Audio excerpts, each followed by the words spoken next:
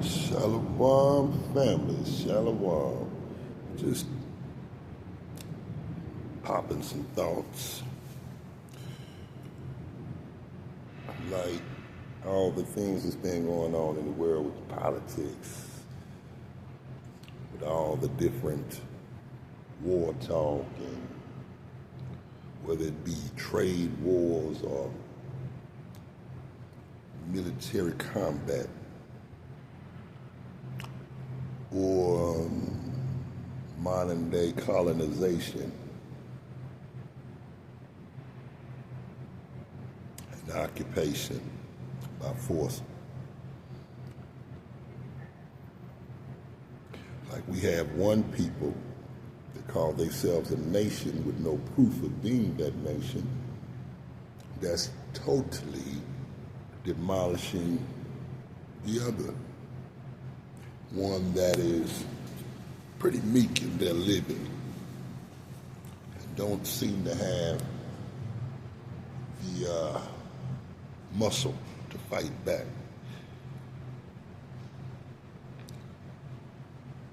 So they're just basically being slaughtered, sheep being, you know.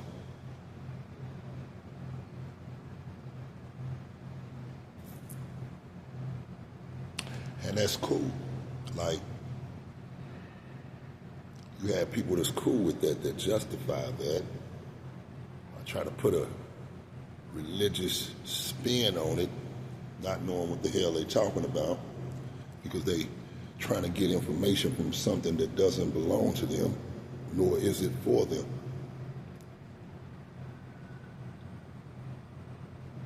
We are dealing with a delusional, wicked, soulless, corrupted people that has power in this world from all four winds. And the bits and pieces that might be righteous is looked upon as a threat to those nations and to those leaders of those nations.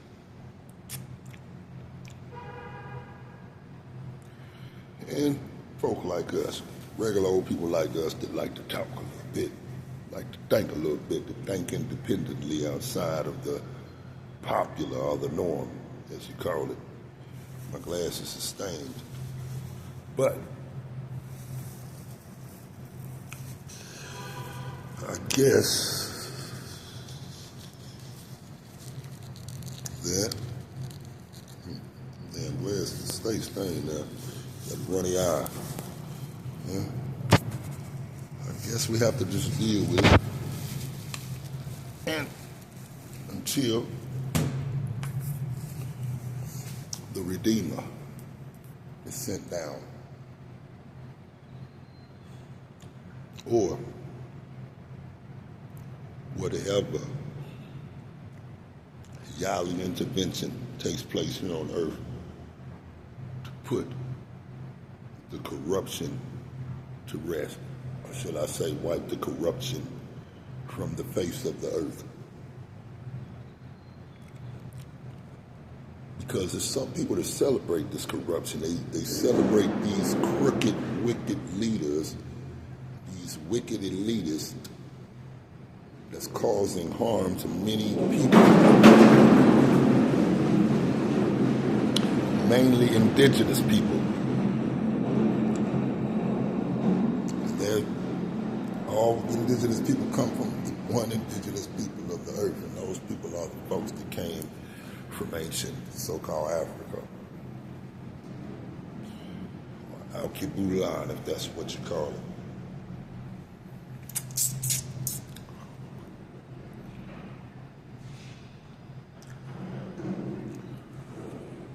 And, you know, we have to take everything that's given to us, or we're just out of line, right? Whatever they tell us is truth. We have to take that. Because if you go against that, you're being rebellious. Even though our Father said Shabbat is Shabbat, they give us a different day to rest on. That was the first sign of rebellion against the Most High Yhwh. These are the people of power. Hey, you as well, sis. You have to really think about how these folks are really comfortable in their wickedness. Yeah, I mean, we know we've been in the world for a while. There's serial killers and everything else running around here. People that do some very wicked things before. The majority of a certain people to have this darkness inside of them to justify the wicked things that they've been doing, taking lives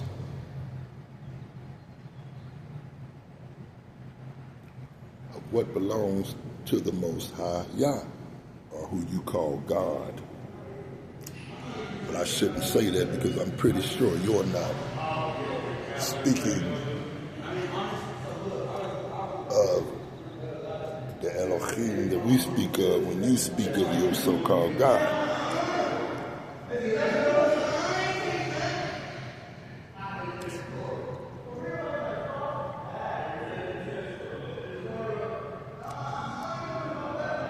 Where we get these people from, boy? Asinine, reprobate. Yeah. I'm speaking of one that was talking in the background too. You want to asinine and reprobate.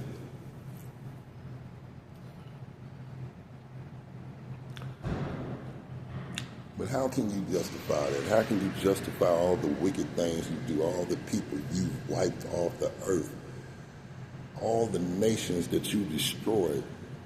Do you think, as a people, all the nations that had to suffer from you as a nation of people, do you think that you are going to walk into the gates of Shamayim? Do you think that you are going to be able to walk into the gates of the Most High's kingdom? After all you've done to those he placed on this earth first, his indigenous babies, do you think he's going to accept you? Knowing that you are the corrupted seed of Adamah. You are the corrupted seed of Adamah. You don't come from the woman. You don't come from the woman Yhwh. You're not a seed of Yhwh.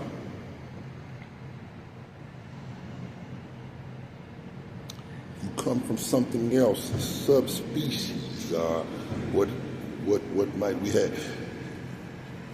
Call it need this, need that, this and it, did this, did that, this and this, and this and anything. Whatever. I call it Neanderthal and Nephilim. It's Nephilim. The story was told that man was going to mix with this thing, and man did. Man went out and mixed with the offspring of Neph, of the Nephal, the fallen ones. And that's why they got the features of the Nephal.